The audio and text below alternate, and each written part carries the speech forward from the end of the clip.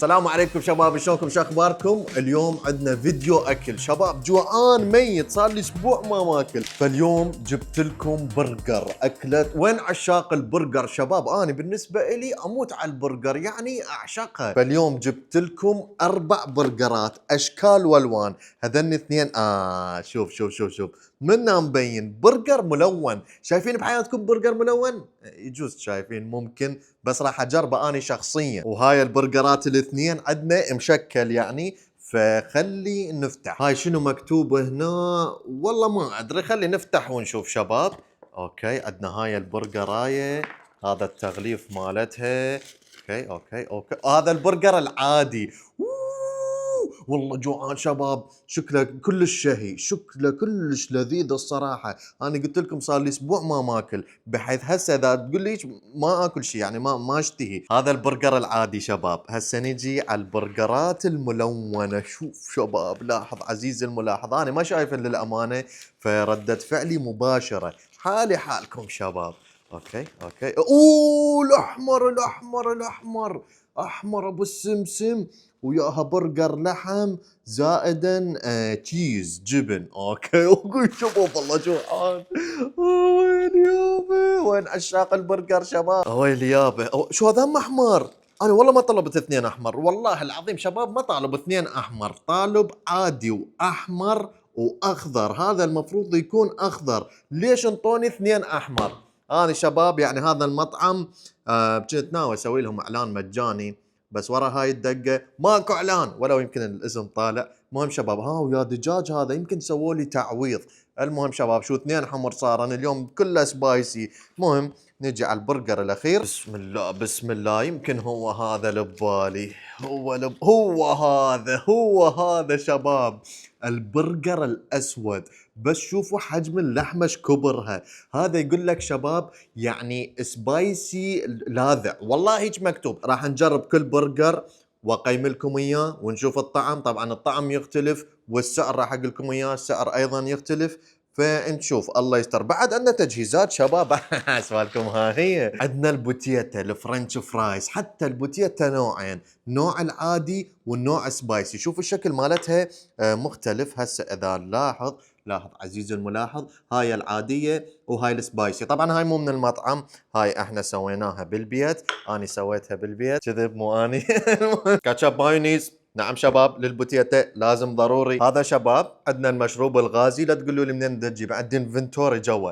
المهم شباب، بمن نبلش؟ خليني اشرح لكم اول شيء عن البرجر. هذا عادي، هذا سبايسي، بس سبايسي وسط. عندنا هذا المفروض كان يصير اخضر، يعني بمشروم، داخله مشروم يعني فطر، وهذا يعني سبايسي يحرق حرق. فخلي نبلش بالسبايسي الوسط. اوكي شباب، بسم الله الرحمن الرحيم. هذا شباب اللي بيه المشروم، هو هذا اللي بيه الفطر. طعمه كله فطر، حاطينه كلش هواي فطر جوا. المهم خلينا نجرب اكثر. والله البرجر طيب، بس المشروم انا مشكلتي ما احب المشروم، عرفتوا شلون؟ للامانه بس خلينا نحط كاتشب ومايونيز للبوتيتا مغمس شباب. يعني قاعد اكل اني كانما انتم قاعدين قدامي وانا اكل بشكل طبيعي.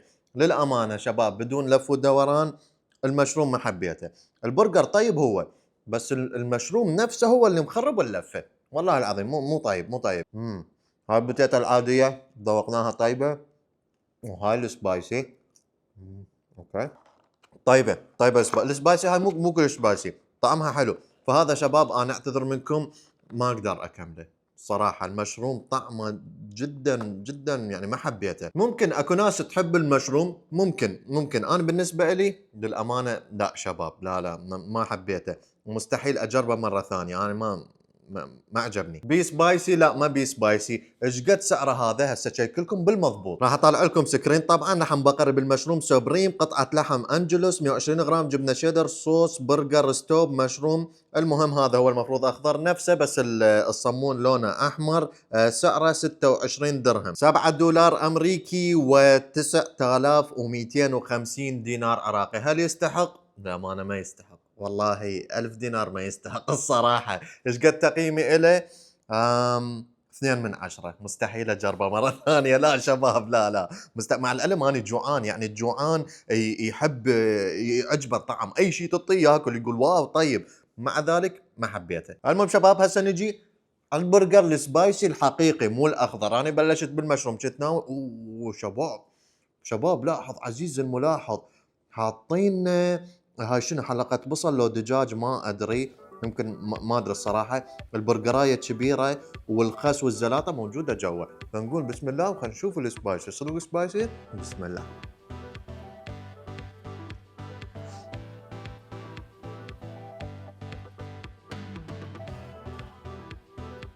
اوكي، البرجر هذا مدخن هذا مو مشوي عادي، لا مدخن. والله لذيذ بس طعم سبايسي خفيف، ما ادري يمكن ما يجي بالبداية. والله لذيذ هذا، والله لذيذ. موجود سبايسي، بس شايفين شباب يعني شو اشرح لكم، هذا سبايسي شباب، يعني الطعم مالته جدا مناسب، الطعم مالته طيب، لان مرات اكو سبايسي يجيك مزعج لدرجه انه ما تقدر تاكله، اكو ناس تاكله ما عندهم مشكله، بس هذا شباب لا، هذا طيب، يعني سبايسي مطيه نكهه جدا جميله، عجبني هذا، عجبني.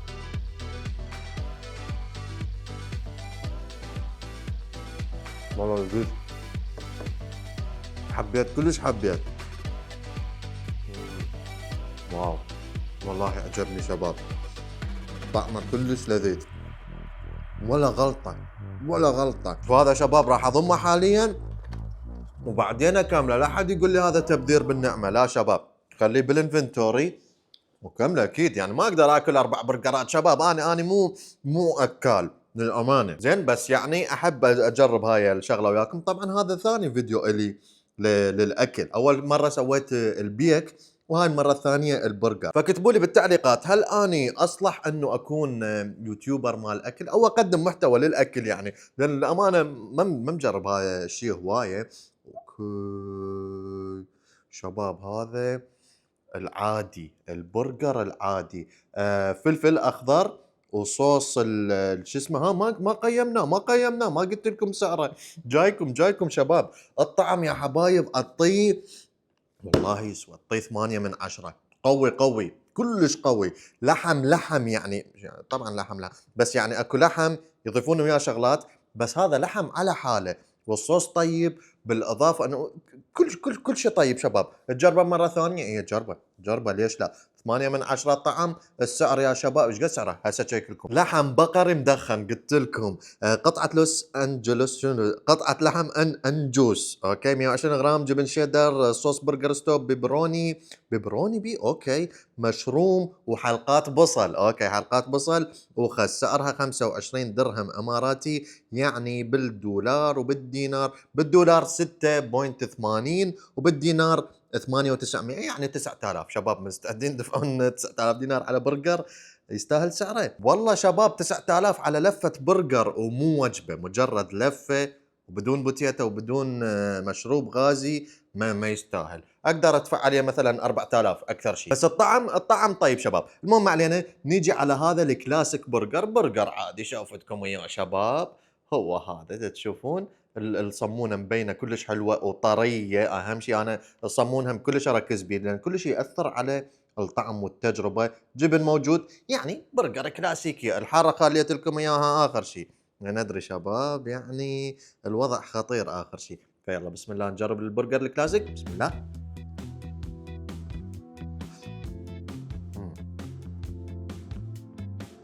اوكي، شيء غريب، اكو شيء غريب بالموضوع يا شباب. اوه، حروره، هذا حر من الاحمر، شلون؟ ايش حاطينه بالداخل؟ والله حار شباب، شنو هاي؟ ما اعتقد من الفلفل، اتوقع هاي الفلفولة حارة. خلينا نجرب.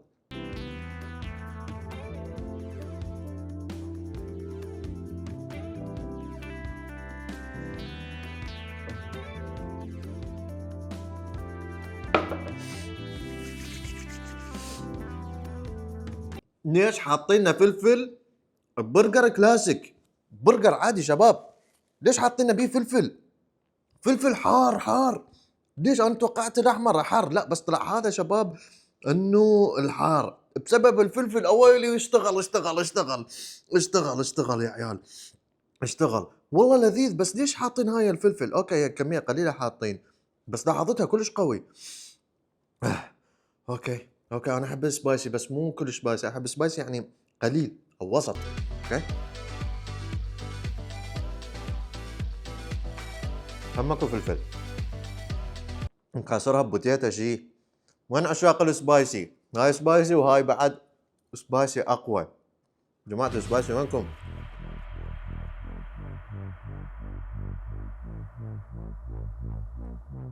هنا يا شباب ابقي طاقة شوية للوحش الاخير، الزعيم الاخير. هسه جايكم على التقييم، بعدين نكمله نعمة الله ما نبذر، خليه بالانفنتوري. اوكي شباب خليني اشرب بيبسي والله العظيم حار. شوفوا شباب، البرجر عادي جدا، عادي عادي يعني ما بي اي شيء مميز ما عدا الفلفل. ليش برجر عادي ما مكتوب بيه فلفل حار؟ موجود بيه فلفل قوي قوي يعني مو طبيعي. عرفت شلون؟ الطعم اللحمايه طيبه، البرجرايه ما عليها اي ملاحظه، الصمونه طيبه، الصوص طيب، بس الفلفل مشكلتي ويا الفلفل يا شباب. فايش قد تقيم اللفه بالصوف؟ اقيم اللفه 6/10، شوفها جدا ممتاز، 6/10 قيمها. اسمها لحم بقر تقليدي، قطعة لحم أنجوس، 120 غرام، جبنة شيدر، صوص بيري بيري، صوص بيري بيري، شنو هذا الصوص ما أدري. صوص برجر ستوب، هالبينو وخس. هالبينو يمكن هو الحار ما ادري شباب، يمكن من الهالبينو. سعرها 20 درهم اماراتي، يعني خل اطلع لكم اياها شباب بالدولار، لان اللي ما يعرف الدينار اعطيها بالدولار. هاي ارخص لفه شباب، 20 درهم 5.5 دولار او 7000 دينار. تستحق سعرها؟ ممكن بس اذا تشيلون الفلفل تستحق سعرها. اذا على الفلفل هذا شباب الصراحه والله تأذيت العدل الاخير ايش تقول؟ اويلي اويلي الاخيره هاي دبل لحم، يمكن وي دبل لحمه، دبل لحمه يا شباب الاخيره. اويلي شوف دبل لحمه وحاطين لي شغلات ما شايفه. هذا الفلفل الهالبينو همين موجود يا الله يا شباب. هي الصمونه نفسها سودة. خل اقول لكم شلون يسوون الصمون. هذا الصمون هو عجين يعني، فمن يسوون العجنه يحطون بها اول شيء صبغ، مثلا الاحمر يخلون صبغ بالاضافه الى الفلفل. فهاي يعني ويا العجين حاطين صبغ اسود وحاطين فلفل هذا الحار يعني. وانتو تخيلوا الطعم شباب يعني ما ادري. صمونه سبايسي، برجر سبايسي، بفلفل، كل شيء حار. فالله يستر الله يستر. نسوي تحدي نكمل هاي اللفه، بس اني شباب يعني بعد اكلت هواي برجرات وكذب ما كملت. بس والله ما ادري خايف منه هذا. يلا بسم الله الرحمن الرحيم. مشكلة شوف كبير حلقي ما يكفي. يلا جاهزين؟ يلا بسم الله الرحمن الرحيم.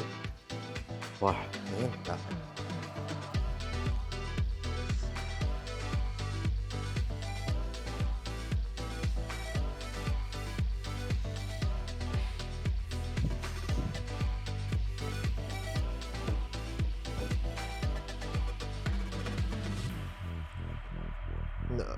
بعد نعطيه مجال، لا ما استسلم لا. نعم.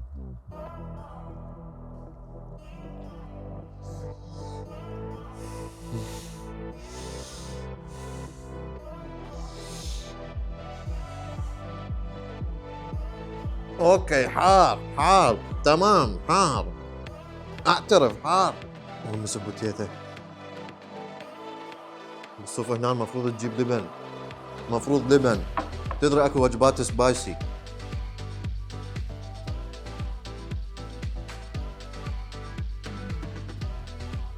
اخر لقمه شباب هاي، اخر لقمه. اشتغل جماعه سبايسي. شلون يعني اكو احد ممكن هيك يتحمل؟ انا ها هي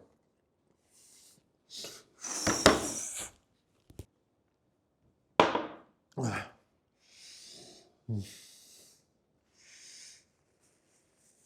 اللفة تعبتني.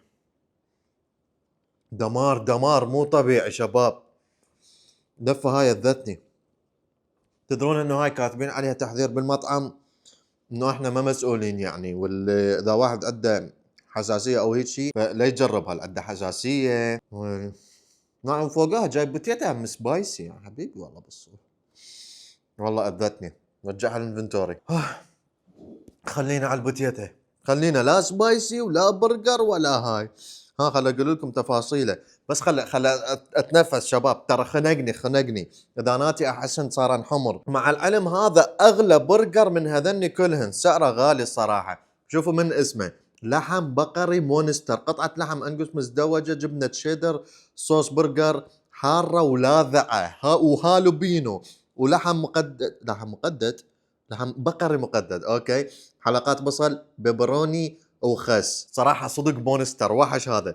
سعرها الوحدها بدون اي اضافات 31 درهم اماراتي، اللي هي تعادل 8.5 دولار او 11,000 دينار. سعرها غالي الصراحه، بس هي كبيره للامانه. يعني حاطين لك دبل برجر، حاطين لك كل شيء وياها. ايش قد تقييمها؟ جماعه السبايسي راح يقيموها 10 من 10، بس انا بالنسبه لي الصراحه استلذيت بها. اللحم طيب، البرجر طيب، هو اللحم نفسه البرجر اوكي، الصوص طيب، بس مشكلتها السبايسي. اجربها مره ثانيه ممكن فد كل 3 اشهر مره اذا عجبني، يعني جاء على بالي انه اكل سبايسي. تقييمي الها الصراحه 6.5، لا 7. هاي لخاطركم شباب، 7 من 10.